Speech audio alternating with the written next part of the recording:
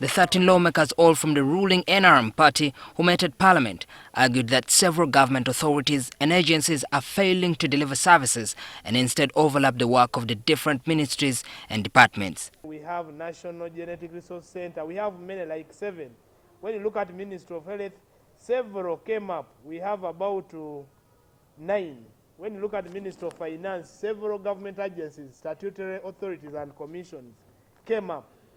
But today, as we talk, these have become very inefficient, money-consuming government agencies and institutions that are not benefiting.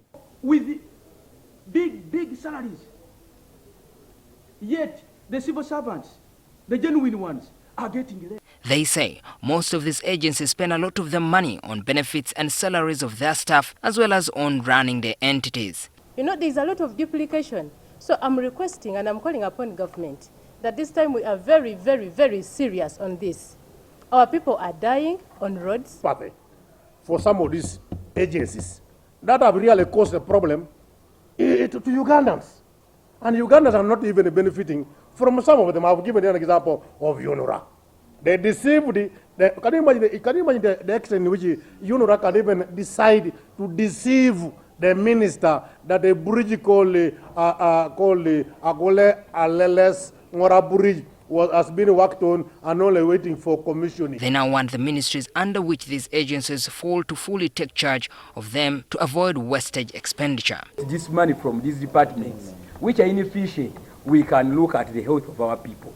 When you look at the structures in the hospitals, we are thinking of hiring. The taxpayers paying money, which money is meant for development. Instead, they have turned that money for whiskey.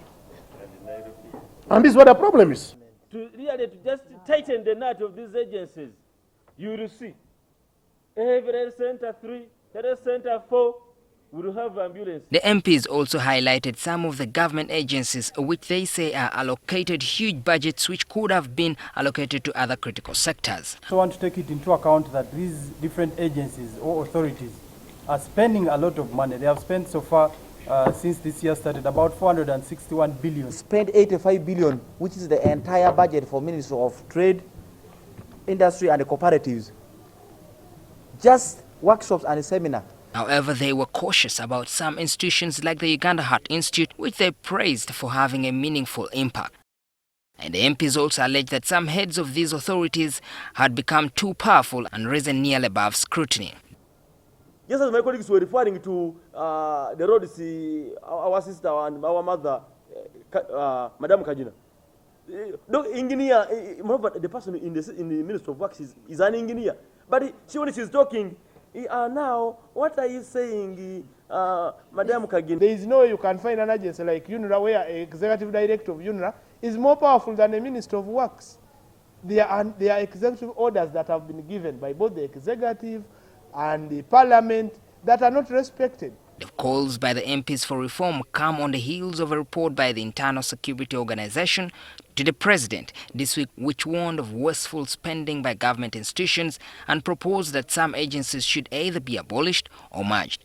In August this year, President Yoweri Museveni gave the Ministry of Public Service up to 20th December to review the public service with a view of scrapping, merging and downsizing some agencies, departments and authorities. He argued that the mushrooming government agencies had become a burden to the taxpayer. The MPs, while defending their bold stance, insist they are not witch-hunting any agencies. Are not after witch-hunting any agency. I think that should be straightened. Yeah. We are not after witch-hunting any individual. We are not after removing the perks or the amenities that come with the office bearers of these agencies. We'll come up with a private members bill in Parliament and start a process of restructuring and suggesting programs of restructuring and taking back these institutions back to their mother ministry. The 30 days declined by the MPs will elapse by January, after which the MPs plan on introducing a private members bill for a reform of the public service.